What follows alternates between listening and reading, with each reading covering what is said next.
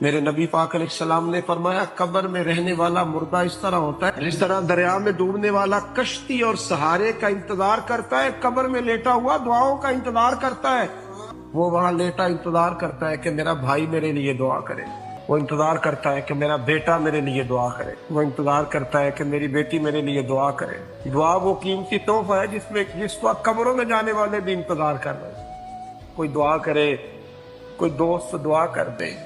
اگر کسی کے بچے لیٹے ہیں تو وہ ماں باپ کی دعاؤں کے منتظر ہیں، دوست لیٹے ہیں تو دوستوں کی دعاؤں کے منتظر ہیں۔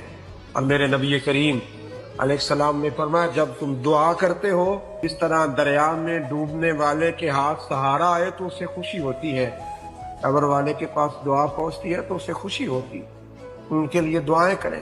میرے نبی پاک علیہ السلام نے فرمایا میری امت قبروں میں گناہگار جائے گی، نکلے گی تو نیکوکار